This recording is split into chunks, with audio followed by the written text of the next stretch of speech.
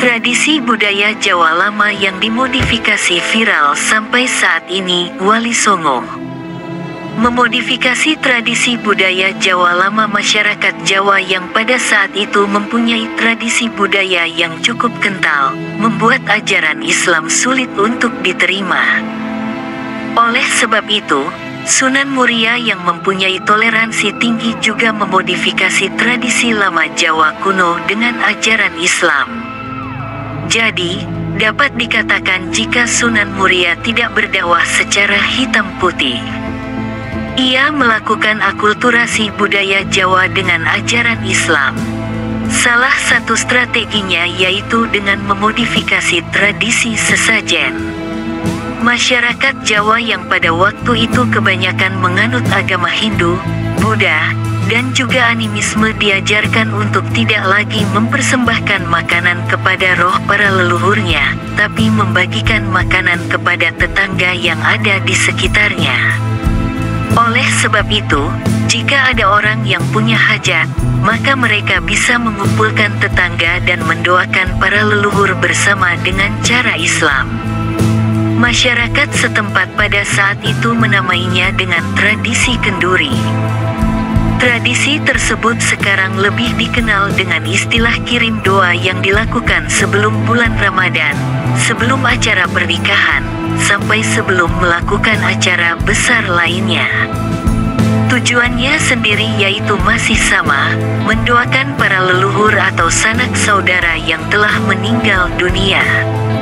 Akan tetapi, tidak menyajikan sesajen, melainkan mengirimkan doa dengan membacakan ayat-ayat Al-Quran dan juga sholawat. Berdakwah dengan memberikan kursus keterampilan gratis. Sunan Muria dikenal dengan cara dakwahnya yang dapat dikatakan berbeda dengan metode dakwah lainnya, di mana beliau memilih metode berdakwah dengan memberikan kursus gratis kepada para masyarakat setempat. Diketahui, jika masyarakat yang tinggal di daerah pedalaman mempunyai pengetahuan dan juga keterampilan yang kurang, Sunan Muria kemudian menyediakan kursus keterampilan yang khusus diselenggarakan untuk para petani, pedagang, pelaut, dan juga nelayan.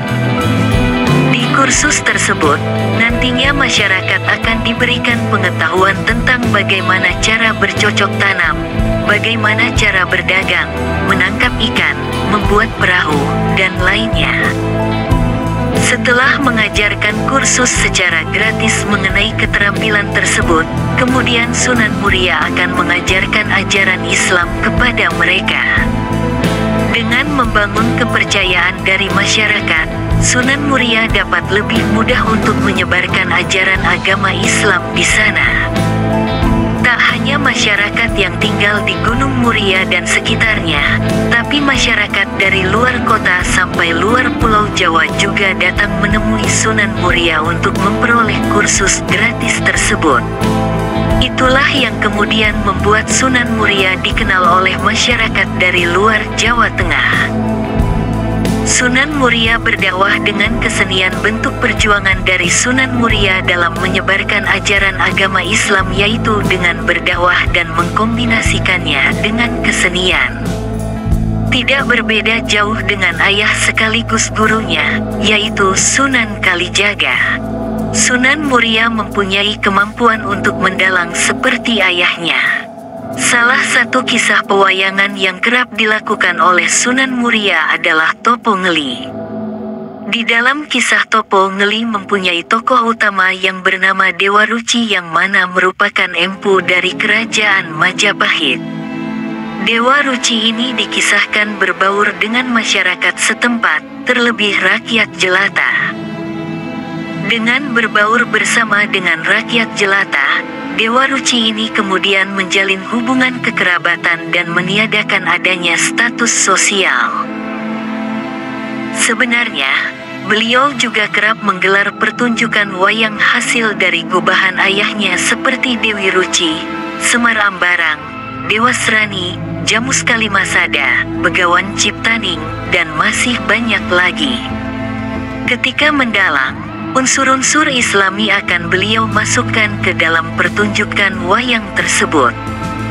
Dengan demikian, masyarakat yang menonton pertunjukan dapat memperoleh pelajaran mengenai agama Islam. Meninggalnya Sunan Muria. Belum ditemukan informasi yang terpercaya mengenai kapan meninggalnya Sunan Muria. Akan tetapi, beberapa data menyebutkan bahwa Sunan Muria meninggal dunia pada tahun 1560 m. Beliau dimakamkan di Desa Celo, Kecamatan Dawe, Kudus. Saat ini, tempat pemakamannya itu terletak di puncak Gunung Muria. Untuk bisa ke pemakaman tersebut, pengunjung harus mendaki ratusan anak tangga untuk bisa sampai ke kompleks makam. Peninggalan Sunan Muria. Sebagai salah satu sosok yang sangat berpengaruh, pastinya beliau mempunyai begitu banyak peninggalan. Berikut ini adalah beberapa peninggalan Sunan Muria, antara lain, masjid di puncak Gunung Muria. Masjid ini terletak di ketinggian 1.600 meter di atas permukaan laut. Di dalam masjid ini, terdapat beberapa benda yang pernah digunakan oleh Sunan Muria semasa hidupnya. Untuk bisa mencapai masjid ini, pengunjung harus berjalan kaki sejauh 3 km. Masjid ini sudah mengalami perubahan berkali-kali, tetapi beberapa bagiannya masih dipertahankan hingga saat ini. Salah satu bagian yang dipertahankan yaitu tempat pengimaman. Bentuk pengimaman masjid menjorok ke dalam. Hal itu mempunyai makna yaitu bahwa umat Islam harus mementingkan kepentingan akhirat dibandingkan urusan dunia. Susunan bangunan juga masih sama seperti kondisi asli masjid.